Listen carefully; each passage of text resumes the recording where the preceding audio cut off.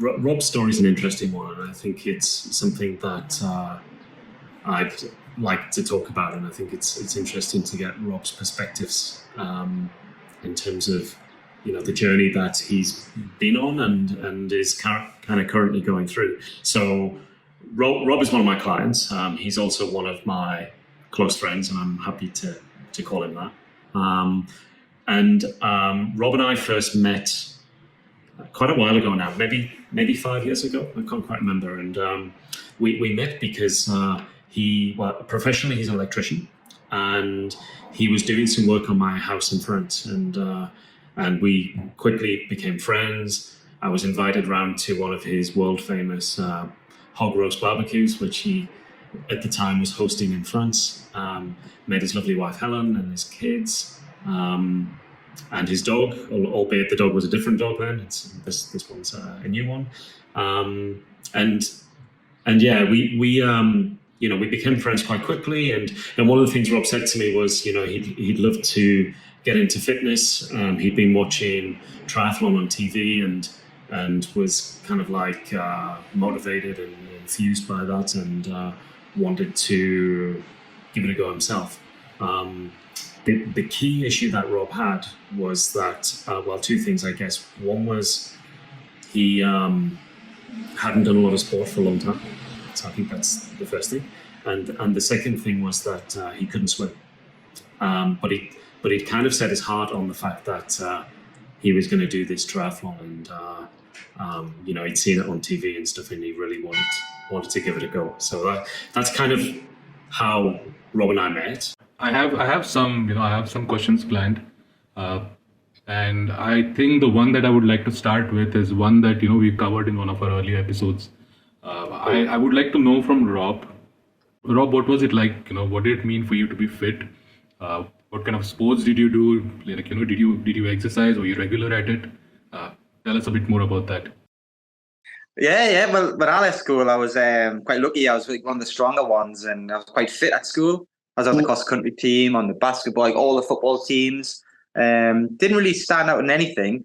I used to like running, but I was always like naturally strong, like doing the weight. I was a bit bigger than the rest of the boys at school. So probably, like, to be totally honest, I was probably the stereotypical, maybe people would call bully, if I'm honest. Yeah, I was the other side of the story to yourself, Yash, a bit bigger, a bit stronger. I pushed my weight on a little bit. And then when I left school, I was going to join the Royal Marines. And I done a cadet version of the course. And then I was down in Livingston for a few weeks. And then I went and done the course at Livingston. Just didn't like running around with the field. Past this 30 odd entrance, and there's only four of us passed. And I was on the four. But when I came back, I was like, Dad, that's not what I want to do the rest of my life. Being wet and cold in a field. He said, we're going to take time with electrician and decide what you want to do then, That's what I done. I spent my time with electrician. Got all my qualifications, started running jobs and things. And then again, after 5 years, and I thought, no, I don't want to be an electrician the rest of my life either. And then I joined the Royal Navy. So I joined the Royal Navy. Didn't do too well at school qualification-wise, but because the qualification I got to become a qualified electrician equated to what you needed to become an aircraft engineer. So I joined the Royal Navy as an aircraft engineer. And that's basically when I started growing up, when I joined the Navy. Done the basic training, enjoyed that. Then I went to a place to learn how to fix the helicopters for a year or so, and I enjoyed that part of it. And then I got stationed in Culrose, Cornwall, and that's when I met Helen, my wife, and she came down, and it was all good. From literally joining the Navy, which didn't need a high level of fitness because we were engineers, I never really done anything apart from general press-ups, sit-ups, from leaving school at this age. So I'm getting from leaving school at 25-year-old, 10 years there, just doing generic, boring fitness, no competitions, no running, never cycled, never swam, apart from literally having to tread water for 3 minutes in the Navy or in your underpants type of thing, nothing hard at all. I was a lot fitter when I left school at the Marine side of it, when I was going to do that side of it, than what I ever was again, The Navy was very easy, wasn't strenuous at all, fitness tested during the Navy. So no fitness at all, nothing fitness, just living life. Didn't have anything to do with. Occasionally, I used to go to the gym and stuff because like I say, I was always naturally strong. But fitness-wise, didn't do anything, nothing.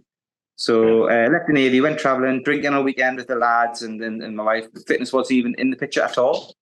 And then so we done that, and then became an electrician again. Nothing fitness-wise. And then we moved to France. And by the time I moved to France, I was probably 16 and a half, 17 stone. 16 and a half stone at that stage. Mid-30s, a couple of young kids. And then obviously just I loved the weather, I loved the outdoor life. And then kind of was there a couple of years, I say 2 years, and then actually started working with Mike. So for, I would say by this stage, 15 years, never done any training at all. Nothing serious, no running, no cycling, and never swam. Never swim. Only biking I'd done would be with the kids around the block on an old-fashioned mountain bike. So Yash, I remember the time, right? Because it was, I think it was around about the spring, and Robbie and I were talking about triathlon and getting into competition and stuff like that. And I knew that in France there was a race in September, and I'd planned to do this race as well.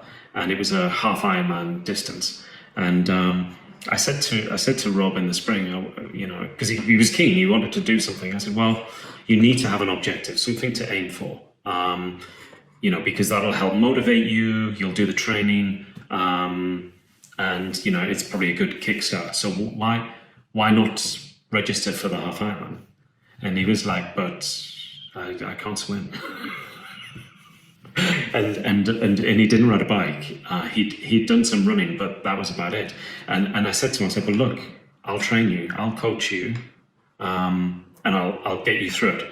I don't think you'll do a brilliant time for your first one because it's your first one, but I'll be able to do enough so that you can enjoy it and finish it, and you know, celebrate the success of doing a half Ironman, which is, you know, to put it into context, swimming 1.9 kilometers for this one. It was in the sea, 90k bike ride, and then a half marathon, so 21.1 kilometer run at the end of it. So it's a major competition. It's not like going out and running 5k. It's, you know, it's a serious endurance level competition. So when we first talked about it, it was like, you know, wow, that's a big deal. Can I really do that? So that's kind of where we began our kind of coaching stroke training journey as well, actually. We'd only been in France a couple of years, so money was quite tight as well. I can't afford to pay you. Mike said, I'll do your program if you do it. He said, as soon as you stop doing it, I'll stop doing your program. And then 18 months later, we're still doing the program with me because we just looked at it, just totally rich. And then we went to the swimming pool and we had the wife, I had my kids, and Mike's other friends were over at the time. And my wife said to Helen, Robbie can't swim, you know. Mike was like, yeah, he said. So anyway, we got the kids settled. Helen was Sunday, then John's friends are settled. He said, come on, then we'll go to the pool. And there's a 25-metre pool at the time. And he said, I get in and swim to that end of the pool. So I did. And about 6 or 7 minutes, I got to the other end of the thing, red face and out of breath. And he said, swim back. And I went, I can't. He says, no, 25 years, I'm done. I really can't swim back. So anyway, I swam back. And Helen turned up. He turned up to Helen and Mike said, Robbie really can't swim, can he? Yeah, I thought he was joking. I had a question about that because when you at the start, Mike, when you said that, you know, Rob didn't really swim, I was like, okay, that happens, right? I know friends who are like that. I know friends who would drown if you push them into water right now. So, you know, but now that you mentioned the Royal Navy, I'm confused. I don't have any friends who are in the Navy and who can't swim. So what's that about?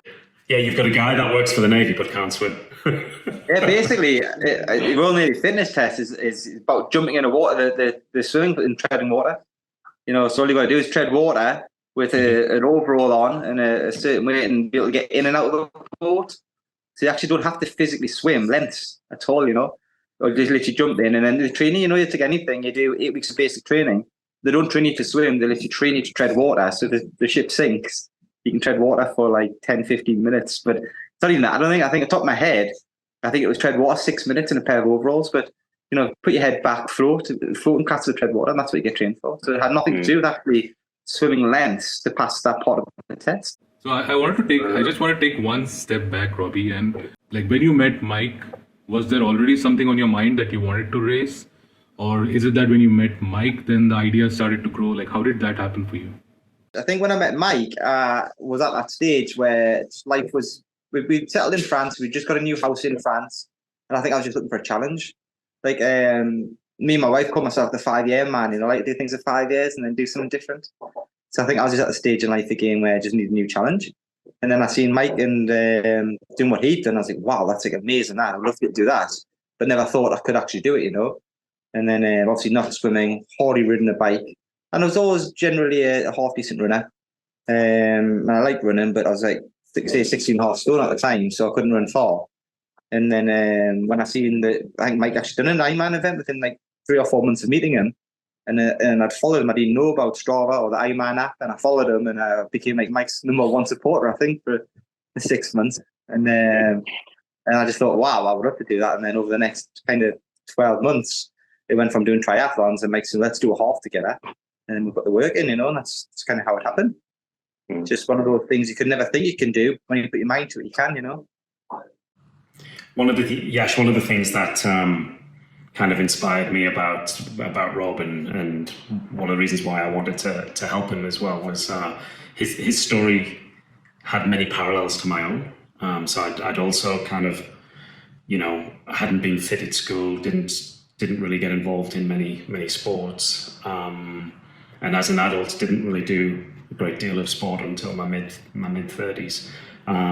But like Robbie, I couldn't swim either, and I remember it was the year of my 40th birthday, so it had been 2014, and I decided to enter a race, and it's actually the t-shirt that I'm wearing, so it's Ironman 70.3 Miami, and I said, I'm going to do that race, and it was in the spring that I decided to do it, but the big issue that I had was, one, I was terrified of water, and two, I couldn't swim. So when I met Robbie and he told me the kind of same kind of thing, I was like, well, if I can do it, then I can train you to do it as well. Just because you can't swim right now doesn't mean that in 2 weeks, 3 months, 6 months, that's going to stay the same. You can change most things in your life, I think, if you're determined and motivated enough to do it. And I think Robbie's a perfect example of both of those things. What was that like for you, Mike? I mean, maybe you can walk us through this a little bit. Like let's say from the start, like when someone like Rob comes up to you and he says that he wants to do this triathlon. So like how do you go about planning that? How do you assess it? How do you plan it? And even how do you motivate someone to, because I'm sure the training itself was a whole journey itself. How do you plan for that? I think it can be quite difficult actually, and I think the first thing is really spending time with the athlete, in this case Robbie, and really understanding what his objective was, what his motivation was, why he wanted to do it, but also having a good understanding of his background, his medical history, his sporting history, because that kind of gives you a picture for what he's done previously and also what he does now. So from that you can kind of immediately get an idea of someone's current level, And in the case of Robbie, you kind of put people into boxes, I guess. So when I met Robbie, I was like, okay, Robbie's a beginner, so he's going to go in the beginner box, and because he's a beginner and also a beginner who was probably carrying too much weight. He said he was 16, 17 stone. So I was very conscious about making sure that we didn't have Robbie doing a lot of running earlier on. So a lot of the focus was about getting in the pool, practicing his technique, getting good at swimming, and also getting out on the bike as well. Because I knew that if he started training on the bike, it's a low resistance activity, and it's a great way for him to lose weight. And I think in the beginning as well, we might have done some kind of like run walk type strategy stuff on the run. And I remember I was always holding you back on the running, because Robbie was like super keen to run, and I was like, dude, come on, we need to kind of build you up. We need to make sure you've got a good base before we then take you to the next level. So whenever you're doing a plan, you have to think about what was I going to say? When you're doing a plan, you have to think about how the athlete's going to adapt to it. So the first thing is really to structure it, give it to the athlete, and then let them try it. And then based on how they do initially, you kind of reassess constantly. And one of the most important things is to get feedback from the athlete, because you get the data for sure. But, you know, at the end of every week, Robbie will be telling me about his activities, how he felt, what went well, what didn't go so well. And I can then use that and look at the data and see how he's performing. So that's kind of one of the tools of being a coach. And then from that, it gives you an idea of how well someone is adapting to the training. And then based on that, you can make decisions around training load in terms of, you know, how much training they should be doing in terms of the number of hours per week, but also the intensity as well. So you have to be careful with that, particularly with anyone, but particularly with beginners, because the last thing you want, and this is something that's always on my mind, is making sure that we don't injure anyone. Maybe Rob, it's a good chance now for you to tell us about the time that you did that run, which I programmed for you, but you didn't quite do the plan correctly. Oh, that chest infection was awful, honestly. Absolutely awful. Had some completely written off. And then within 6 hours, so the first shoot the doctors on in England, I felt bad and rough for a couple of days. And then I had to come pick a drop off home at work about 10 o'clock. Phone the doctor and say, oh, you only make an appointment between 8 and 9 in the morning. So the next day, I phoned the doctors at 1 minute past 8. They gave me an appointment for 6:30 that night. So I walked in, she said, oh yeah, you've got a chest infection. Done an air thing on my, you know, they did air, and that was low. She was really low because of the infection. She says, you need antibiotics. I said, oh great. I said, where should I get them from? She said, well, you can't, because all the pharmacy's shut at 6. So then I waited the next day to get the antibiotics, and within 6 hours, the antibiotics, I was like a different person. Yeah, I can imagine. My breath was back and my thing was back, and I'm just like, and 3 days later, I was all right. But it's just a hacking cough now, an awful cough. Yeah. But I was honestly thinking, no, it was so bad. I was like, oh no, there's no way I'm going to be doing that now. I'm going to have to look at deferred and all sorts. And then got the antibiotics and feel it change and back. It sorted you. I'm glad it sorted you out. That's good. Yeah. That's good. So she said there's 2 ways you can get. There's 2 different types of chest infection. So there's one will just, the antibiotics won't touch it. The other one, viral and something else. She said the other one, she said it'll work instantly. Luckily, I had the one where the antibiotics worked straight away. So now we heard all the serious stuff from Mike. Let's get on to the fun stuff. So Mike, Rob, you can tell us what it was like to train with Mike. You tell us all the stuff you like, but also the stuff that you didn't like about him. Whoa. A couple of the fun stories when we were training, like we used to do more training, Mike would set me a program week to week, and it was very basic in them days. It was literally a text message or a WhatsApp message with Monday what you got to do, Tuesday what you got to do, and it literally just said 5 times 100 meter sprints with a 1 minute walk in between, and I got in a routine of doing them all. The swimming would be 10 lengths, technique, 2 lengths as fast as you can. So this is probably 8 years ago, to be fair, because I've been home 5 years now, 8, 9 years ago. And this one day I read the message, and it was find a big hill about 1 kilometre long and run up and down the hill 18 times. That's how I read the message. So I found this big hill about 1 kilometre from where I lived, run up the hill and walk down the hill. So I ran up this hill 18 times. It took me about 3.5, nearly 4 hours to do this and walk down the hill. I walked back up. So I got back home, and he says, where have you been? It's actually really dark by the time I got back. He says, Mike, and says, I don't know why he's done this. He's told me to run up this hill 18 times and walk back down it 1 kilometre long. And so I got home and I was absolutely shattered. And I texted Mike and I said, Mike, why have you made us run up and down the hill 18 times? I said, I'm absolutely not going to have that. And it came out, I'd done over half a marathon, because obviously it was 1 kilometre up and 1 kilometre walk back down. So it was like 30 odd kilometres in total I'd done on this session. And he went, Robbie, read the message again.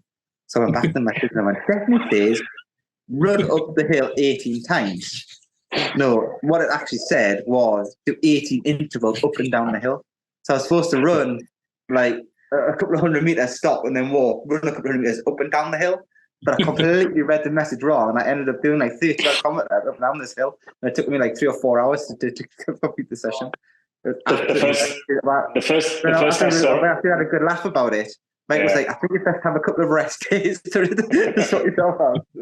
But the first I saw of it, Yash, was when I looked at, because I knew he was doing this run, and I think it was maybe only the second or third time that Robert started doing hill intervals. So to be clear, I didn't give him hill intervals from the start. He was already quite far into his program and had done a lot of running. And I looked at his data online, and I'm like, what? What have you done? And I sent him a message saying, are you okay? because he'd done this massive run, and I would never have programmed him anything like that before, but it was just a simple kind of, let's just say a miscommunication. I don't want to say Robbie didn't read the message properly. He that was the truth, but let's not say that.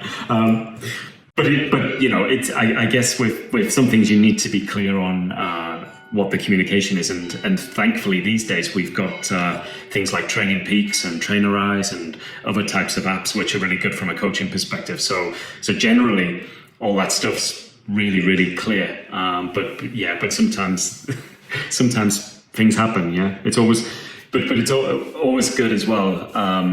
To kind of ask the coach if you've got any questions. And it's funny because I had this week actually. So I'm coaching another athlete at the moment, and she's a beginner runner, and she's trying to run up to 10-kilometer distance. She's done a few. She's competed in a few races, but she's a beginner, and we're doing a few sessions every week, and I give her a structured program for that. She contacted me the other night and said, Mike, I'm really scared about my plan. And I was like, really? And she's like, yeah. She said, you've planned for me to do a 91-hour run. And I was like, it's not possible. And I said, well, clearly that's wrong. So first of all, thank you for letting me know. And I said, secondly, I'm going to check the app to see what the app says. So I went into Training Peaks, and indeed I had planned for her to do a 91-hour run. I think it must have just been a typo when I've been putting the times in, because she was meant to run for an hour, not 94 hours. But at least I'm glad she had the foresight to ask the question, because if I'd said that for Rob, he'd be still out there now doing all of these 91 hours. Rob would be running for 4 days straight. Oh, funny. So where we lived, Yash, there was also a big lake. It wasn't that big. It was about 500 meters from one end to the other end. And one of my first, we had, the way we done it, we had short-term objectives and long-term objectives. Mm-hmm. So he said, what can we do in the next kind of 6 weeks? And then where do you want to be by the time we do our first half Ironman? I remember one of my first objectives was to swim this 500 meters non-stop from one end of the lake to the other end, and it took us weeks and weeks and weeks to do it. When Mike wasn't around, I used to go down to this lake on my own and practice to get this lake on top of the swim pool sessions. So I didn't have any kit back then. I had an old wetsuit at the time. So I went down, got my wetsuit on, had a swim. And Helen, my wife's a school teacher, and she was working in one of the local schools at the time. So I got out the lake on my own. I had the survivors have a boy, a little boy that followed the boat behind it. So I got out of the pool, and I got out of the lake, and I went to put my zip down. My wetsuit wasn't budging. There's nobody else around, And at this stage, it was probably all the kids were at school. It was a local lake, and it must have been 27, 28 degrees in heat. I'm standing there going, how am I going to get this wetsuit off? How am I going to get this wetsuit off? No idea how I'm going to get this wetsuit off. So Yash, you know what he did? He calls me, and so I so I have Rob on video, right? And he's like, Mike, I've just got out the lake. I've done the best swim ever. I'm super happy with my swim, but I've got a problem. The zip on my wetsuit is totally jammed, and I can't get out of my wetsuit. What do I do? And I was like, well, dude, I don't know. I don't know what you're gonna. So by this time, I was absolutely sweating, bothered, lathered, off. What am I gonna do? So Helen was only working till 3 o'clock. So I thought, I'm gonna have to go and pick Helen up. So there I am, sitting in an old wetsuit in an old car outside the primary school, right? Sweating all the windows down, waiting for my wife to come up. People walking past, looking at me, talking to me in French. I couldn't understand what they were saying.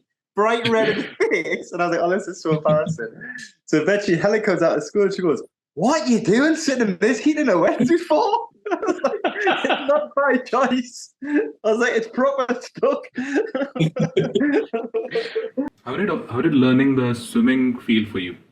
Because I'm sure, and maybe you can even talk about the cycling part, but I mean, when I imagine, triathlons, and Mike has spoken about how that first stage of triathlons can be a bit scary, with a lot of people swimming around you. So how did that, whole thing for you with learning the swimming and then actually doing it in the triathlon? Like, how did that go for you? Well, to be fair, Mike literally held my hand through it, you know. So we kind of cracked the swimming pool first, where we got up to where I could swim 40 lengths comfortably, which is a kilometre. And that's when we started the open water swimming. And he says, right, so it was totally different, you know. So the first few sessions we done together, Mike would just follow me best as you can, you know. And then even that was a bit strange, just following behind Mike. So we worked hand in hand, and I could do a kilometre in the pool, but I still couldn't breathe properly when I was in the open water. Just couldn't get my breathing right at all. And it was a case of just doing like 100 meters, get my breath back, do another 100 meters. And that's kind of where I was then. And then it was just timing, it was just going down, nobody around me, you know, and just getting comfortable in the open water, in the cold as well, because it's a lot colder in the water than what it was in the swimming pool, being in France. And then what Mike actually done, he's just literally like to get, he says, Robbie, in a race, it's not like this, you know, you've got everybody around you. And he used to just, if you imagine like somebody hitting the water as you swing past them, he nudges and pushes, and he still does it now. And Lanzarote, you do the same. And I cut in front of him. And that's how he done it, you know. And he just gave me the confidence that way. And then he said, when we do your first race, we've done a little local race for the first one we've done together as well. And so just hang right at the back, hang right back, Robbie. Let everybody get away and just enjoy your first race, you know. Stay at the back and then work your way through them, you know. And that's kind of, we just built it up that way. And to be honest, it was fantastic, you know, really good. But on the back of that now, we've been really working on my swimming, you know, and I've like 30 seconds per 100 meters off my swimming now. I'm the best place I've been with the swimming. And on my last triathlon I'd done, I was like, right, I'm sub 2 minutes now. And for the first time, I'm going to go towards the front of the pack. Because I didn't run this by Mike. I thought, yeah, I'm definitely going to give this a go. And I was really motivated for this swim. My bike was on form, my run's on form, my swim better than it's ever been. And it was like being in a wash of Yash. I got absolutely beat up, sunk drunk. Before I came back up from the bottom of the water, the whole pack had gone. And I think I was about 3 from the back of the whole race. I was like, I am never doing that again. Got to the first buoy, still hadn't composed myself. And I was ready to turn around and go back in. However, that did not go to plan at all, you know. So being a little bit reserved, staying towards the back and building through it is kind of where I need to stay, you know. I'm nowhere near to be. And I wasn't even the front of the pack. I was probably third row back. There's like 2 lines. There's 10 or 20 people in each line, and I was probably maybe 30 or 40 people back, but still, it was far too much for me, you know, of where I was. Like 200 people triathlon. But they're tough. They're really tough. The mass starts are really tough. And when you lose your composure, it's really difficult to get it back because it affects your breathing. And if your breathing's out of control, then you can't swim. So it's something which is very, very difficult to get a handle on. And even now, sometimes when I'm in the water, I'll have occasions where I have panic attacks because I lose my composure in the water. It might be because the waves are too strong, or there are too many other swimmers around. You know, I think there are always instances where there's a risk that you can lose it in the water, regardless of how much experience you have. Because I've been swimming for years now, but I mean, it was even just a couple of weeks ago. I was in the lake. It was super choppy. I was going into the wind, so the waves were crashing onto me, and just couldn't breathe. Lost my composure, and I had to get it back, which I did. But in a kind of race situation, that can be the end of your day. And I've seen it happen before, where people lose their composure and they end up getting rescued and pulled out of the water, and you know, that's it, they're done. The race is over. And when you're racing, you know, like an Ironman full distance competition, it can be, even as a spectator, to kind of seeing that happen to people, and as a coach as well, watching people go through that and not being able to cope with it, it's super sad, because I'm like, you know, if you're able to have coping strategies to deal with the fact that you've lost your composure and these are the things you need to do to get it back, then there's no reason why they couldn't complete it. But once your head's gone, it can be super difficult. So yeah. You had been training him. You know, you guys had been training together for a while. I'm sure you had the data with you. But was there like this one thing that happened that made you feel that, okay, Rob is now, you know, ready for his first triathlon? Or maybe were there like a couple of things that happened and you were like, okay, I think we are ready to go? It's a good question. I don't think there was one specific thing, right? And I often get this question as well, and the question is, when will I know that I'm ready? And My answer to that question is generally the same, and that is we'll know the week before, because the whole idea is that you're on a structured program and you have to achieve certain things throughout that program, right? So as a coach, you can see the athlete, ticking off the training, getting the training done, recovering from the training, adapting to it, and being able to manage the progressions as well, because there's no point keeping the training the same. As the athlete gets stronger, you make it more challenging. So you're always stepping the athlete up to get them to a point where they can either finish the event, and this is the important thing. The important thing is to focus on what is the athlete's objective. And in the case of Robbie, we just wanted to finish, right? It was his first year in the sport. He hadn't done anything for a long time, like we talked about. So we just wanted to make sure that he got over the line, and he got over the line safe, that he had fun. So that was super important for me, because I said to him, you'll do this one, and I want you to come back and do many more. So we need to get you fit enough so that you can enjoy the experience as well. And then the third thing, which is also super important, is that we don't want anyone to get hurt, right? So I didn't want him to have to pull out of the event because he'd torn a calf muscle, or he'd injured a hamstring, or he'd crashed on his bike, etc. So there's a lot of dynamics, and I think for me,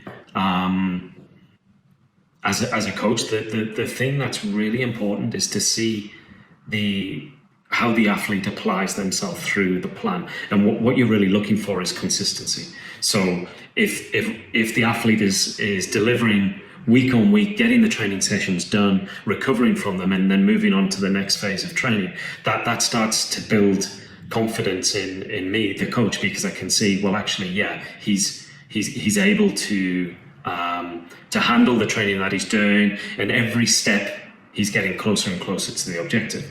But it's true that you get to the day, and you have a sense of where they are, in terms of what you think their ability is, and potentially what kind of times you'd think they were capable of doing on the day. So leading up to the day, and I think I did this for Robbie, I can't remember, but we would set some objectives for each of the stages in the triathlon. So I say, for the swim, I think you can do this time. For the bike, I think you can do this, and for the run, you can do that, etc. So overall, I think based on what you've done so far, you're going to achieve this time overall. It might have been 6 hours or 6.5 hours. I can't quite remember what we said. So that's kind of how I look at it. It is a little subjective as well, because it all depends on how the athlete feels. So you have to take that into account. And also, the week leading up to the race, making sure that the athlete has enough sleep, that they're eating well, that they're tapering properly, so they're doing the right types of activities during that lead up week. This is all part of preparation. So you I don't know. I guess with experience, yes, you get a sense of where they are and where you think they will do, and I think largely you kind of fall within a kind of parameter of where they'll end up. So if I said, yeah, Robbie, I think you're going to do 6 hours, he might be 15 minutes either side of that. So I think largely, I don't want to say I'm right, because that sounds like super arrogant, and I don't mean that, but it's you work so closely with the athlete that it's almost like I'm doing it with him without having the pain, if that makes sense.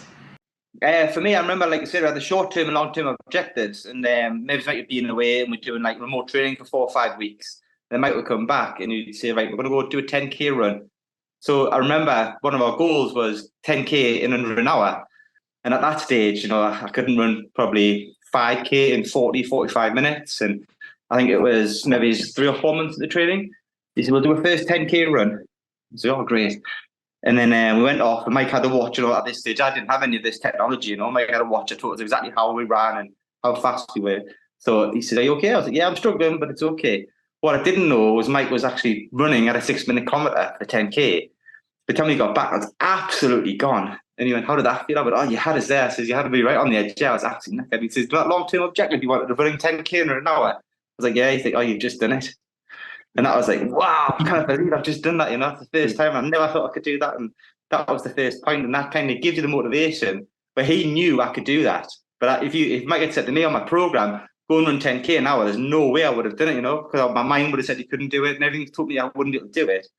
And then obviously that's how it started, And we've done that a few times. Well, let's go for a bike ride. The first 100K bike ride I did. He went, should we ride 100K? I was like, mate, I can't ride 100K.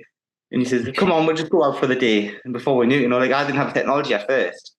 We'd go out, and get back after maybe 3 or 4 hours. And obviously we had a couple of stops, but literally could drink a stop and go on again.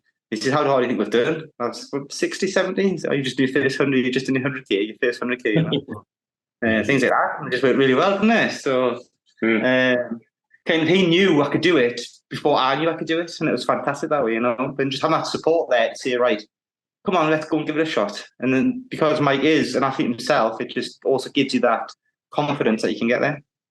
I'm sure with all of this preparation, with everything done, you still must have had a lot of feelings on the day of the race. And as you were racing as well. So tell us that story. I think that's I'm really waiting to hear about that. So the first half Ironman, Mike had set some targets, and I knew I could do each of the targets individually. So I think we had, let's say, 2 kilometer swim in, I think we said something 45, 50 minutes. And then we had the 90 kilometer bike ride in 3.5 hours. Then I think we said 2.5 hours for the run. And at this stage, I was confident I could do each of the 3. But I thought there's no way in a million years, I could follow one on by the other. And then what was strange to me is we trained hard. And the week before, we had this thing called, I don't know what it's called now. What's it called when you go into it, Mike, again? The week before you race, you taper. Tapering, yeah. Yeah, so I hadn't even heard of tapering. So basically what you do is you have a really solid block, and then a week or so before you race, you sort of bring it down so everything in your body sorts itself out. So when you go into a race, you're really, really fresh. And then I started reading about tapering, and I say, I get aches and pains, and you get false pains. And it's so true you do, you get a sore ankle, and you think, I'm injured, and you're not injured. It's just, and it's weird when you start tapering and you get all these and you go for a run and you feel really, really bad at running in your tapering. So you go for a 5K run, which you can run in 25, 20 minutes, and all these things are happening. And I'm reading about things. And I said, don't worry about it. You'll be all right. And then the day comes and then you think, I can't swim 1.9K, but you do it. And then you get on the bike and what you keep remembering is just hold it back. And that was for my first half Ironman, it was a case of not going too fast. Because Mike was like, don't do it. And that was the best bit of advice. Just hold back a little bit all the way through. And then if you've got anything left, that's your last kind of 5 kilometers. And that's probably the best bit of advice I've ever had, because it must be so easy. And if I didn't have a coach when I'd done that, it would be far too easy to go out and swim as hard as you can and not even finish the cycle. And if I didn't have Mike or a coach that way, I think that's exactly what I would have done. I would have swum too hard in the swim and I wouldn't have got on the bike. If I had got on the bike, I would have taken too hard on the bike and I wouldn't have done the run, So that's kind of where it's always the opposite of what you think. You think your coach is there to push you to make you go faster and faster, but it's not always the case. The case is no, you can't. If you can run a 25-minute 5K and a sprint, you can't be doing a 25-minute 5K after you've swam and run. You need to think, give yourself a minute, give yourself a couple of minutes on top, because if your PB is 25 minutes standalone, after you swim and run, on a good day you might get it, but the chances are you're going to have this, So don't go like a bat out of hell. So pacing on endurance racing is super important. And I think, a lot of beginner athletes, like Rob described, they, because they're in a competition, because it's a race, you get a degree of anxiety with that. And there's a temptation to push too hard. When actually, the best thing you can do is actually slow down. And, you need to kind of work within certain tolerances that I would set for the athlete. So for Rob on the bike, he's perhaps doing 60 to 70% of his functional threshold power. So we're not going full out, but we're going at 2/3 of his full speed, if you like. And that's because we need to save enough energy for the run, etc. So pacing's a technique, and it's super important, and it's really, really easy to get carried away and to go too hard too quick, and then find that you're dead on the run because you just run out of energy. So you're always kind of balancing the use of energy within your body and the replenishment of that energy as well throughout the race. So that's kind of like a strategy of endurance racing. But also for this race, Robbie, I remember, right, because first of all, I did the race with him. So because it was his first one, I wanted to make sure that I was there and that I participated as well. I was kind of, lead by example kind of thing, But on the day, it was actually raining. And I was like, no, it can't be raining. I didn't want us to suffer with bad weather and stuff like that, but it was just the way it was. The day before had been fantastic, and actually the day after was great as well. So we had to kind of suffer with the rain a little bit, and then we had a bit of a problem on the swim as well. Do you remember the the organisers had said that there was a strong tide going out. So they decided that they would shorten the race to only 1,500 meters from 1,900 meters. But I don't think the message got relayed correctly to the team who were setting out the swim course, because what they'd actually done was, rather than reducing the distance, they'd increased it to 2,500 meters. So yeah, and because of the tide, you're basically fighting against the tide, so you're burning energy. So we got out of the water a lot later than what we'd expected, and also expended quite a lot more energy. So then when we came to the bike, it was the same for everyone. Everyone was in the same situation, but it kind of threw the plan a little bit, yeah. So going into the race, Robbie had a race plan, and he had to adapt that because of the circumstances. And then on the bike, it was very wet.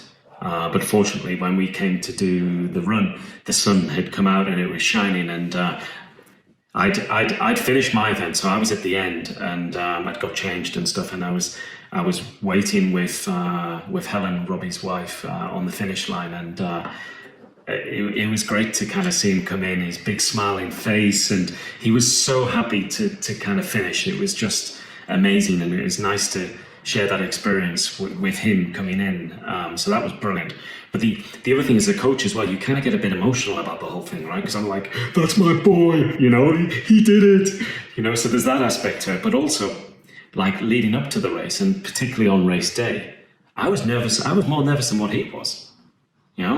I'm like, I was worried. I'm like, I really hope he's going to be okay on the swim, and I hope he doesn't crash on the bike because it's wet, and I hope he remembers to eat and to hydrate properly, like I told him to, So you get kind of like you worry about them, and being able to see him come in at the finish, I was just like, it was a mixture of like relief that he'd got through it, and he'd managed to finish the distance, and he'd had a good time, and he wasn't hurt in any way. But also, it's like massive pride as well, being able to see, someone do this, because less than 6 months prior, remember, he couldn't swim. So, being able to go from non-active, non-swimmer to a half Ironman finisher is just amazing. So, take my hat off to Robbie for being able to do that. He did the work. I gave him the structure and the encouragement and motivated him, but ultimately, it's like with every athlete, you can't do the work for them; they have to go and do it, and he did it. So yeah, well, yeah, like say we bought a Ford 6 months, because originally the plan was a year, and then within about 6 months we changed the plan from before you're 40, we wanted to do your full Ironman, which I think was 2.5 years, wasn't it, or 2.5 or 3 years? Mm. So we done the first half in 6 months, and then within 2 years I done my first full. So that's kind of where the program went. Yeah, and to be fair, without Mike, it wouldn't have. We'll have it on Facebook still. Without having a coach, it was unachievable. Absolutely, it just wouldn't have been a possibility. So Robbie did his last full Ironman in 2019, which was Vichy in France, and I think you got through that one. You did it. I struggled a bit. I'd moved countries, so I hadn't been training like I should. Should have trained, and kind of hadn't been doing my program, and it was a case of, right, you signed up for this, you've got to do it, and it was really hot in the day, but I had the background of it. I'd done a half Ironman in Edinburgh about 8 months earlier, and I hadn't kept my training up, but determined to do it, and I got through it with blood, gut and tears, So this year when we do Copenhagen, I've got a good background, I had a good base. I've got to smash it this year, So that's shown me the difference between being a bit lazy, not doing what I should do, compared to having a really good focus in the background. We did Ironman in March, just gone half Ironman in Lanzarote. And it's the first time I've ever ran a half marathon in an Ironman. And normally I've got to run walk it, But I've done the half, quite a hilly half marathon, and I got 2 hours 9 minutes, which I was really happy with, And that's the difference between consistency and having the coach back compared to not. Yeah, and I think as well, and I think this goes for like I'm generalizing, but for the majority of beginners, it's going to take maybe 2 or 3 years to get to a point where you're getting more comfortable with the distance and you're starting to do good times. Because year one is about familiarization, adaptation to your plan, doing a few races, finishing the races. So that's what you want to do. Year two, you'll see some improvement on that. But then in year three is when you can really start to challenge yourself and push your results further and do better times. But you have to have the fundamentals in place, because if they're not in place, then there's a risk that things can end up horribly wrong. And you see it quite often, actually. People really, really struggling to finish. On a lot of Ironman races, we call them the walking dead. So this is when people have either not prepared enough, or they've just had a bad day, and they end up on the run. They'll have done a proportion of the run fine, but then something goes wrong, and it's often exhaustion, a mixture of not getting the right amount of nutrition in their bodies, and they can't run anymore. And you see them walking up and down the course, and I'm not just talking about a few people. I'm talking about maybe a few hundred people. And it becomes a war of attrition, in that you have a cutoff for Ironman. It's typically 17 hours from start to finish. If you miss the cutoff, you're out. You don't get your medal, you don't get anything. You don't get the guy at the end going, you are an Ironman. So you're out of the competition, and as things get closer and closer to the end, you still see people out on the course, and they've got maybe 5 or 10 minutes to get over the line, and it's like a fight. It's like, will they make it?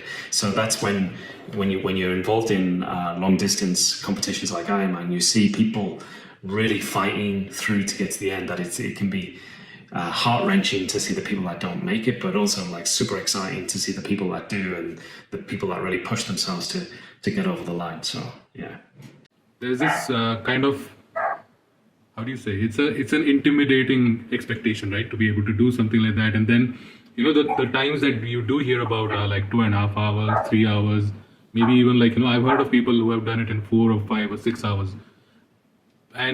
But just to know that the way you did it was you made completing it your first goal, and I think that's really important. I think that's the first realistic expectation to set for yourself. Yeah, and fun. Just enjoy it. There's no way a beginner is going to do a half Ironman or a full Ironman and contend for the podium. It's just not going to happen unless you've got a fantastic sporting background and like Olympian. Absolutely, yeah. You literally have to be an Olympian in one of the three to even get up in the top 10. So as a beginner, enjoy it and just build on it. That's kind of where you've got to be. And then actually, for like if you're a little bit older as well, in your 40s. It's life changing as well, It's like all your spare time. I'm quite lucky being self-employed. I would struggle to do what I'm doing now. Like this week, Monday to Friday, I think I'm at about 11 hours already. By the time we do a big bike ride on Sunday, and tomorrow's session, I think we're in for 19 hours this week of training. Yeah, which is it's a big commitment. I know it's the final block, so it's the hardest bit. It's the most volume. But to find 19 hours in your week as a man with a couple of kids and a family, it's tough. You've really got to get up early. You've got to get your gym sessions in the morning, or you swim in the morning, and you're running your bike in the evening. And you've got to build it in around the family as well. Yeah. You've got to be committed. Otherwise, like this year, I'm hoping to go between 13 and 14 hours. So if I can kind of get anywhere, if I get in the 13 hours 59, I'll be the happiest person in the world. If I get early 14 hours, I'll still be really happy. Kind of that's where I've taught myself. And if I go to 15 hours, I've done something wrong. That's kind of where I am now. I've done really wrong. So we work between 13 and 15. 13, anything with 13 in it is a brilliant day. Anything with 15 in it is probably a bad day, And that's what I'm thinking. But it's a long old day considering not stopping at all. apart from maybe for a drink or a change of clothes. So I really enjoyed listening to the approach you have towards all of this and the dedication, even though at times it has meant like doing 18 laps up the hill. But still there's a certain dedication in that, right, where you just do it. And I think also the fact that you make enjoying it your first priority, I think that's very important, and that's really cool. People say it changes their lifestyle. It really does. It really does, because every time I've done this consistently, I haven't deliberately stopped drinking. I haven't went out with the plan, right, I'm not drinking anymore. Literally get to the point where you're not interested. And there's a clip me and Mike used to share each other quite often, like every 6 months or so. And you actually do become a little bit more boring, because you want to go to bed early, you want to get up early. You don't want to go to the Christmas party. You don't want to get smashed, because every single day you have another big training session, and slowly, it doesn't happen overnight, but slowly, and as you get fitter and as your time starts coming down, you want to push a little bit more, but it takes a long time to get that point. But when you're at that point, now I wouldn't risk going out with the lads on a Friday afternoon. I used to go every Friday afternoon with the lads after work before I started training game this Ironman for a few beers. I wouldn't risk going out now on a Friday afternoon with the lads, because I know if I did, I would lose the session, the cycling session or the run the next day. So when they say it's life changing, you actually don't go out with the intention of not going out to the pub or not. It kind of just all happens. Yeah. I might totally agree. And sometimes you've got to say to yourself, like, somebody's got to say, "Whoa, go out for a night." That's the point I'm at now. I've got to tell myself, "No, stop." You can have a night out and you can miss a day. It's not gonna affect you massively. So that's where we are. That's where I am now. There's a great clip, Michael find it, and it's so like stereotypically true of Ironman, like we want to go to bed early, we want to go, we want to eat nice food, and it's kind of it's true, yeah. Feel like, are you crazy? And you look back and you don't feel yourself being crazy. You sit somewhere and you go, "No, I wish I'd just go." You're at a party and you're not drinking because you've got a 3-hour bike ride and an hour's run the next day, and you're like literally sitting there going, "This is rubbish." But you're there having a few drinks with everybody, probably a great party, but you're like, "This is rubbish. I just want to go home now." It's so true. We did it loads of times. I mean, the fact that you also said that something like that happened gradually. I think that's that probably is the problem with a lot of people. I mean, if someone has a serious problem, then yes, they need to stop suddenly. But for someone, I think for most people, like a gradual change, I think is a better idea. Especially like the way you said it, like when it comes from within. That's very different. You become a very different kind of person. Yeah, and it's not forced. That's the thing. It sounds like the way Rob described it, that he's made sacrifices and made major changes. He hasn't. It's just that with the activity, with the training, you just don't feel like that anymore. It changes you naturally. And if you've not experienced it before, it's a kind of a strange thing, because it's not like you're saying to yourself, I can't have a beer tonight, or I can't have a glass of wine because I've got this in the morning or whatever. It's more you don't feel like you want it. It's like it comes deep within inside, and it's you just lose that kind of craving, that sense for whatever it might be, whether it's having a pizza or going out for burgers or going on the beers. You just don't feel that way anymore, and that's not to say you can't do those things. Of course you can, and I'd encourage everybody to kind of do that. But it's just I think the majority of the time your body's kind of telling you that you don't want it, and that's no bad thing.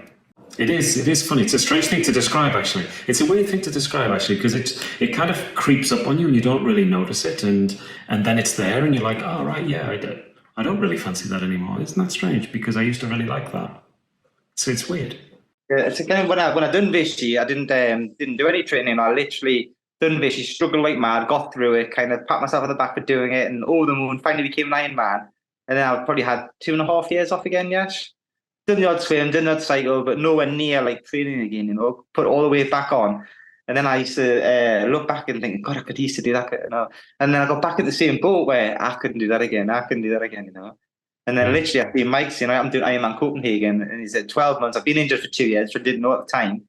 I'm getting back into this, and I just messaged Mike straight away, Mike, can I do this with you, will you train me to do this? He said, yeah, of course, Robbie, no problem at all. And that's when we got back together, and we've had a really good laugh again the last 8 or 9 months. We've had a really good time, and which we both got fit again off it, so now hopefully we get Copenhagen, we're going to smash it. That's the plan. Yes. Under 13 hours for Europe. That's my prediction. Under 13. As long as he gets his training done over the next 4 weeks, under 13. Oh, that's a tough one, that. Well, look at it this way, right? I was checking last year's results, and I'm sure there was a guy in his 70s who did just over 13 hours. So, just Lance Armstrong, was he?